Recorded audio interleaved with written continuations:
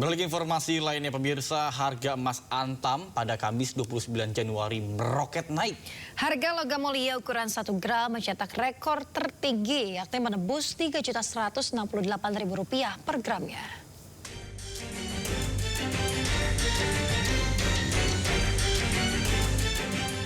Harga emas Antam Kamis 29 Januari mengalami kenaikan sangat signifikan, yakni naik sebesar Rp165.000 per gram.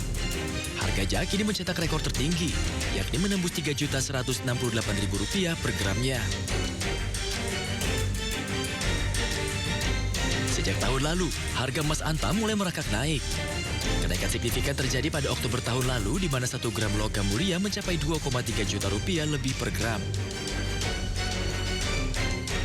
Awal tahun ini, kilo emas semakin tak terkejar. Sejak hari Rabu, 1 gram emas tembus Rp3 juta.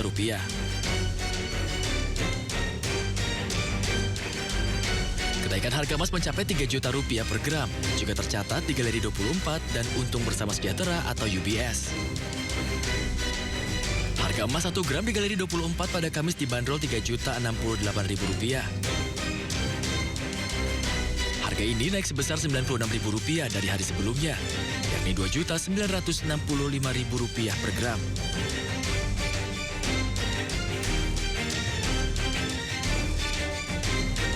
Sementara harga emas berdasarkan UBS per 1 gram ada di harga Rp3.136.000. Harga melonjak Rp119.000 dari hari sebelumnya, yakni sebesar Rp3.017.000 per gramnya.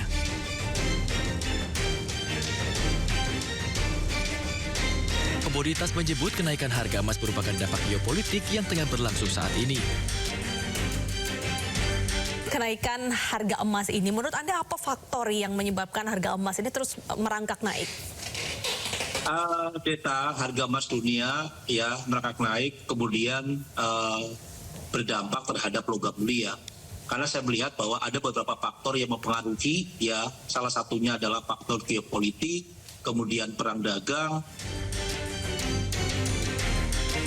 Sejumlah ekonom keuangan memprediksi harga emas dapat mencapai $10.000 Amerika Serikat atau Rp168 juta per troy ounce pada 2030 mendatang. Artinya, harga 1 gram emas bisa mencapai Rp5 juta pada tahun 2030 mendatang.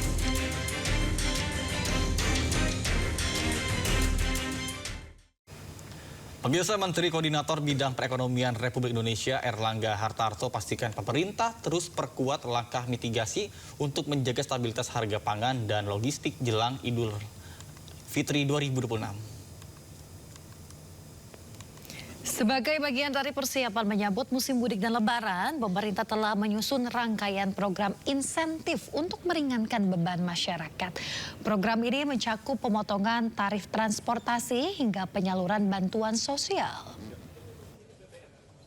Menjelang hari raya lebaran nanti, beberapa program telah dipersiapkan, termasuk untuk diskon transportasi, baik itu pesawat, kereta api, angkutan laut, angkutan darat, dan juga jalan tol itu sudah dipersiapkan.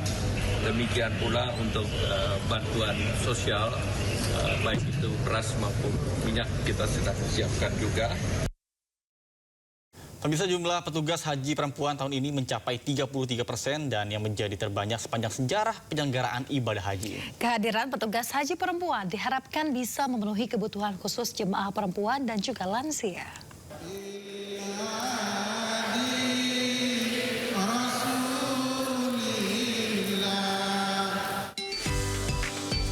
Menteri Pemberdayaan Perempuan dan Perlindungan Anak Arifatul Khoiri Fauzi berkunjung ke tempat pendidikan dan pelatihan calon petugas haji di Asrama Haji Pondok Gede, Jakarta.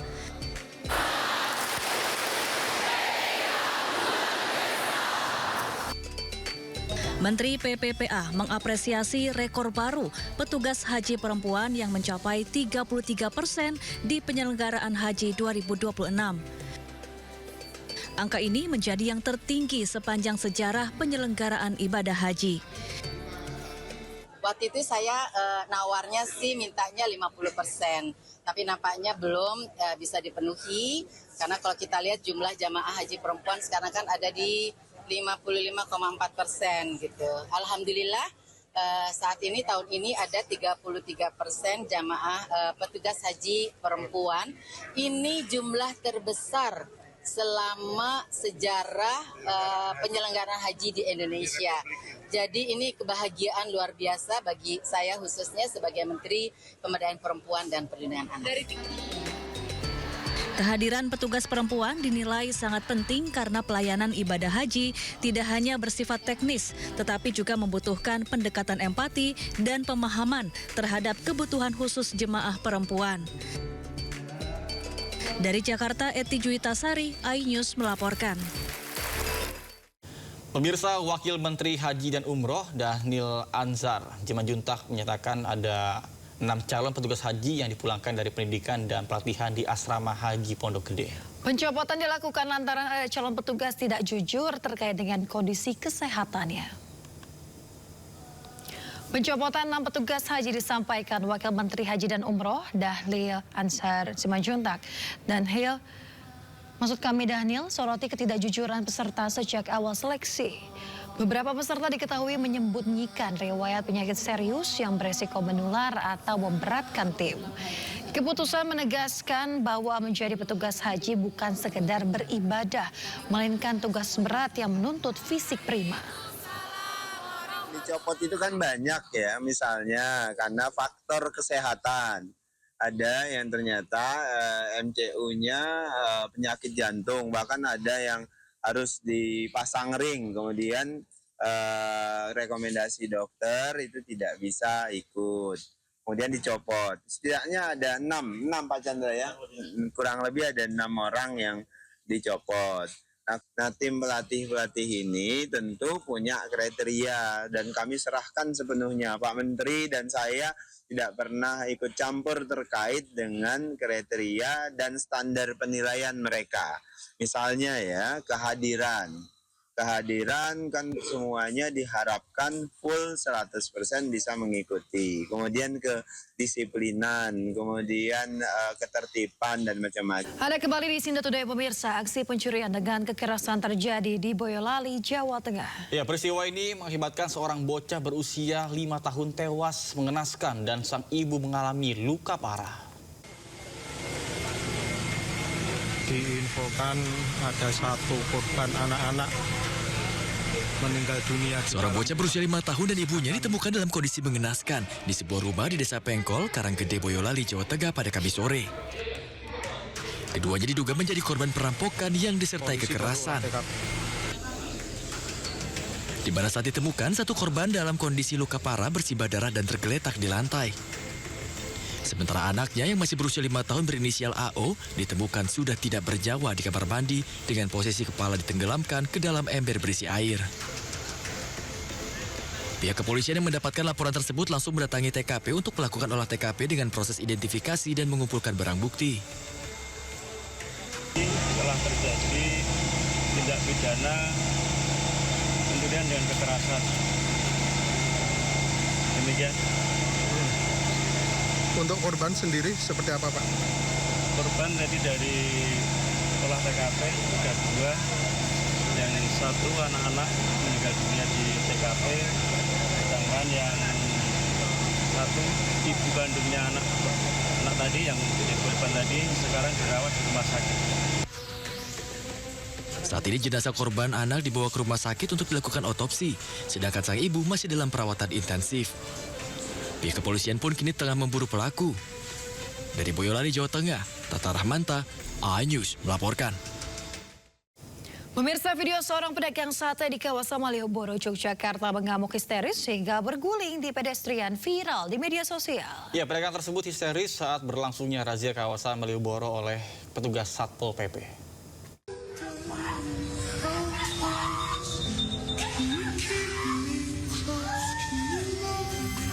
Momen perempuan penjual sate yang berjualan di kawasan Jalan Malioboro mengamuk hingga berguling-guling di pedestrian saat adanya razia kawasan Malioboro oleh petugas Satpol PP Kota Yogyakarta viral di media sosial. Pihak Satpol PP Kota Yogyakarta membenarkan kejadian tersebut terjadi pada Selasa malam. Pedagang tersebut histeris diduga karena kerap terjaring penertiban PKL di kawasan Malioboro. Selain itu, saat pelaksanaan operasi, pedagang tersebut bermaksud lari menghindari petugas, namun terpeleset dan dagangannya ikut terjatuh berhamburan. Yang bersangkutan lari dan menumpahkan barang dagangannya dan kemudian dia gulung-gulung di jalan karena mungkin emosi dengan tumpahnya barangnya atau hal yang lain saya kurang tahu. Satpol PP Kota Yogyakarta menegaskan penertiban PKL Malioboro sesuai Perda Kota Yogyakarta dan dilakukan dengan pendekatan persuasif dan juga humanis. Dari Kota Yogyakarta, Daerah Istimewa Yogyakarta, Gali Wisma, iNews melaporkan. Pemirsa, selebgram asal Malaysia Aishar Khalid memberikan hadiah umroh kepada Sudrajat penjual es gabus. Sudrajat bersama istri rencananya akan berangkat umroh pada 6 Februari 2026.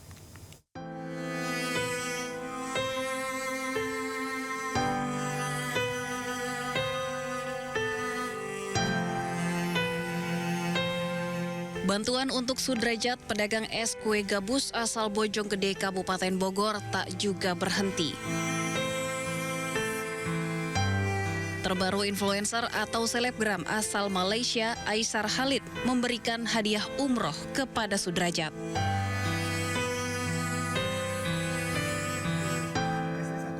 Aishar bersimpati kepada Sudrajat dan mendatangi rumahnya di Bojonggede. Sudrajat pun tak bisa menahan haru bersama istrinya usai diberikan hadiah umroh oleh Aishar Khalid. Sudrajat bersama istri rencananya akan berangkat umroh pada 6 Februari 2026. Di saat bersamaan, Aishar Khalid juga memberikan bantuan uang tunai kepada Sudrajat. Pemirsa, pedagang es kue gabus yang viral lantaran difitnah menjual makanan dengan bahan spons mendapatkan motor dan juga bantuan modal usaha dari Kapolres Metro Depok.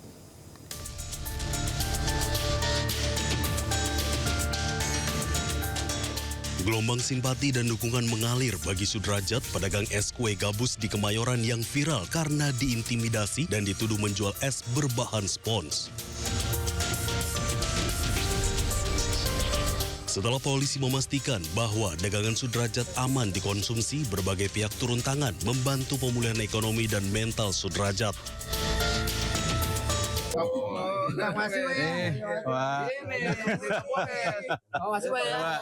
Ya, mudah-mudahan manfaat bisa buat jualan sama mana? Ya, ini buat nambah modal. Ya.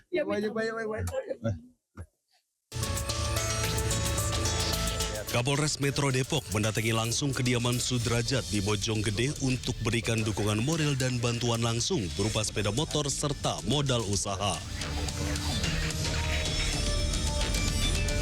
Hari ini kami hadir di sini untuk bisa sedikit memberikan bantuan kepada beliau. Mudah-mudahan ini bisa membawa manfaat untuk usaha beliau. Apa aja itu, Pak? Motor dengan sedikit modal usaha untuk beliau. Ya, terima kasih. Pak, udah koordinasi belum Pak dengan dari Kemayoran? Apakah udah ada koordinasi mengenai kasus Bapak ini? Tadi seperti saya sampaikan, kapasitas kami di sini, beliau sebagai warga kami di wilayah hukum Polres Metro Depok. Kalau untuk yang lain-lain, itu nanti dari Polres Jakarta Pusat. Takutnya saya mau 3 kali 4 kali takut digebuk, pakai kayu, pakai apa itu. Kita saya mati konyol. Enggak, kan udah ada anunya. Iya, takutnya diincar sama Kemayoran. Iya. Ini bos lu bikin bahan dari mana? Dari kue. Ada busanya nggak? Nggak ada, disiram. Jauhan nggak ini? Nggak, berapa lama bosmu bikin? Sebelumnya, Sudrajat dituduh menjual es berbahan spons dan digerebek anggota Babin Kamtipnas dan Babinsa di kawasan Kemayoran, Jakarta Pusat. Kapolsek Kemayoran membantah anggotanya melakukan tindakan kekerasan dan hanya menangani aduan masyarakat dari call center. Padahal setelah diselidiki tim keamanan pangan Dokpol Polda Metro Jaya, es yang dijual Sudrajat tidak mengandung bahan-bahan berbahaya. Tim Liputan iNews melaporkan. Pemirsa, kebakaran melanda sebuah hotel mewah bintang 5 di area pegunungan Alpen, Prancis. Ya, api yang tidak terkendali membuat ratusan tamu dan staf hotel dievakuasi.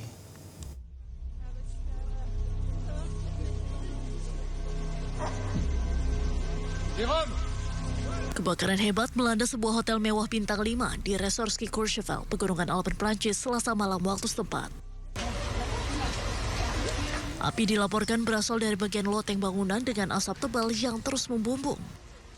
Otoritas setempat menyatakan sekitar 300 orang yang terdiri dari tamu dan staf hotel telah dievakuasi. Para tamu sementara dipindahkan ke hotel lain di sekitar kawasan resort tersebut. Kebakaran yang sempat tak terkendali juga memicu hotel lain mengevakuasi para tamu dan stafnya akibat risiko rambatan api. Dilaporkan tak ada korban jiwa maupun terluka dalam insiden kebakaran ini. Sebanyak 131 petugas pemadam kebakaran dan 57 truk pemadam dikerahkan untuk memadamkan api. Pihak berwenang hingga kini masih melakukan penyelidikan untuk mengetahui penyebab kebakaran. Pemirsa, pemukim Israel membakar sejumlah rumah warga Palestina di timur laut Yerusalem. Pembakaran tersebut menambah daftar panjang kekerasan yang dilakukan oleh pemukim Israel terhadap warga Palestina.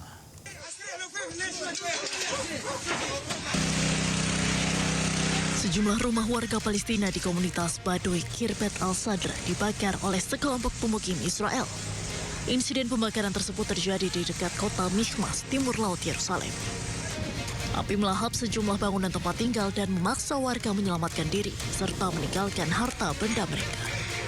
Situasi di sekitar lokasi pun dilaporkan masih tegang, sementara warga setempat khawatir akan terulangnya serangan serupa. Insiden pembakaran tersebut menambah daftar panjang kekerasan yang melibatkan pemukim Israel terhadap warga Palestina di wilayah pendudukan.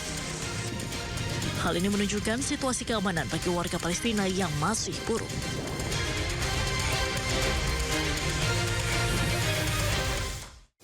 Pemirsa, amarah terhadap kebijakan Amerika Serikat meledak di Sao Paulo, Brasil. Ya, puluhan demonstran membakar bendera Amerika Serikat sebagai simbol perlawanan atas apa yang mereka sebut intervensi imperialis Donald Trump.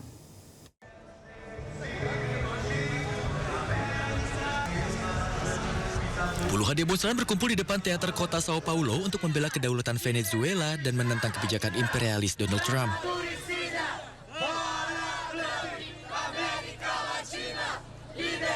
Para demonstran memegang spanduk bertuliskan slogan-slogan seperti Trump keluar dari Venezuela dan kebebasan untuk Maduro dan Cilia Flores. Mereka menyerukan dukungan untuk perjuangan melawan ICE, Trump, dan imperialisme. Dan menolak keras aksi yang dilakukan Trump yang dinilai sebagai intervensi yang bertujuan menjajah. Bahkan mereka membakar bendera Amerika Serikat yang bergambar potret Trump. Sementara itu, seorang peserta yang berpakaian seperti Presiden Amerika Serikat terlihat di dalam tong minyak yang dicat dengan bendera Venezuela. Para demonstran juga menyatakan bahwa protes akan berlanjut hingga rakyat Venezuela merdeka dan dapat mengelola sumber daya mereka sendiri serta memerintah negara mereka sendiri. Puluhan orang berkumpul di Washington DC untuk mengenang korban penembakan ICE. Ya, selain sebagian ataupun sebagai penghormatan kepada mendiang, aksi ini juga menjadi salah satu aksi protes yang dilakukan masyarakat atas penembakan yang terjadi pada beberapa waktu yang lalu.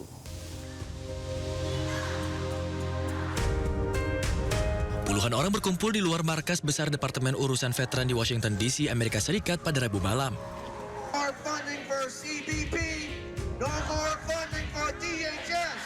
Mereka mengadakan acara untuk memperingati Alex Pretty, seorang perawat ICU berusia 37 tahun yang tewas ditembak oleh agen patroli perbatasan Amerika Serikat selama operasi penegakan imigrasi federal di Minneapolis pada 24 Januari lalu.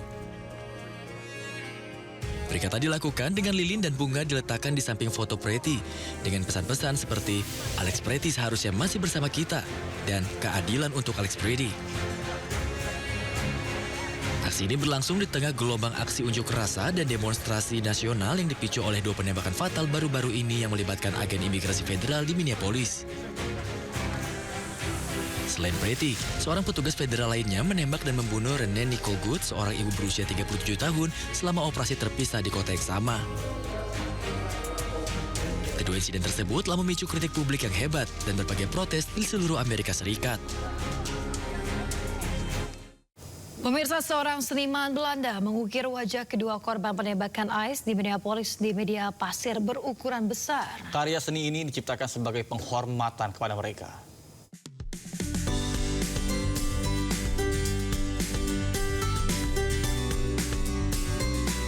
Seniman Belanda Gert-Jan van der Kooi menciptakan potret pasir berskala besar dari dua warga Amerika Serikat yang tewas selama operasi penegakan hukum imigrasi di Minneapolis. Ini merupakan aksi penghormatan mendiang Renee Nicole Good dan Alex Preti. Dengan kacamata realitas virtual untuk memandu gerakannya, wajah kedua korban diukir di pasir di sebuah pantai di Den Haag yang akan menghilang bersama air pasang. Selain wajah, Van der Kooi juga mengukir nama dan tanggal pembunuhan mereka. Media pasir sengaja dipilih sebagai simbol kerapuhan ingatan dan perhatian publik. Sebelumnya, dua warga sipil di Amerika Serikat ditembak hingga tewas di Minneapolis. Kedua insiden tersebut telah memicu kritik publik yang hebat dan berbagai protes di seluruh Amerika Serikat. Pemirsa, badai Christine menghantam sejumlah wilayah di Spanyol. Ya, dampak terparah terjadi di pesisir Granada, sementara salju yang menyertai badai juga melumpuhkan ratusan ruas jalan di wilayah lain.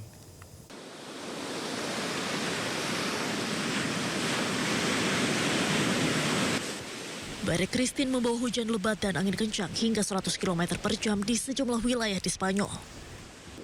Dampak badai cukup parah terjadi di La Rabita, Granada, Spanyol. Nampak puing-puing berserakan di jalan dan perahu nelayan terbalik di pasir. Gelombang besar disertai angin kencang pun terus menghantam garis pantai dan merusak kawasan pejalan kaki serta mengikis hampir seluruh pantai. Warga setempat menyebut badai menyeret perahu dan menghancurkan fasilitas di tepi laut. Sementara itu di wilayah Andalusia sekitar 170.000 pelanggan dilaporkan kehilangan aliran listrik.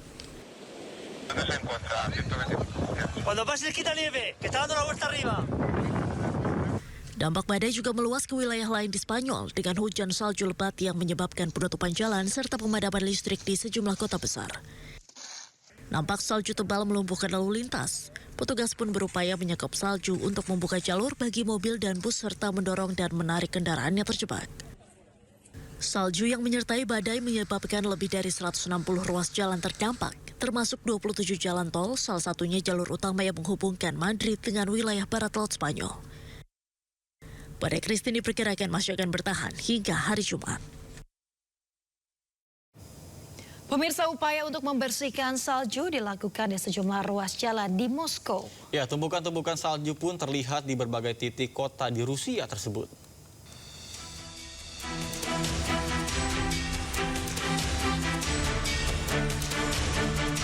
Para pekerja utilitas Moskow membersihkan salju dari jalan-jalan kota setelah badai salju dahsyat melanda wilayah Eropa Rusia. Truk-truk membongkar salju menjadi tumpukan besar di bagian timur laut ibu kota. Pada saat yang sama, dinas-dinas kota ibu kota mengumumkan bahwa mereka sedang membersihkan jalanan dan memantau kondisi jaringan jalan. Sesuai dengan peraturan, penyapuan mekanis terus-menerus dilakukan di jalan raya, trotoar, dan area halaman dengan perawatan anti-es untuk membersihkan kota dari salju sepanjang waktu.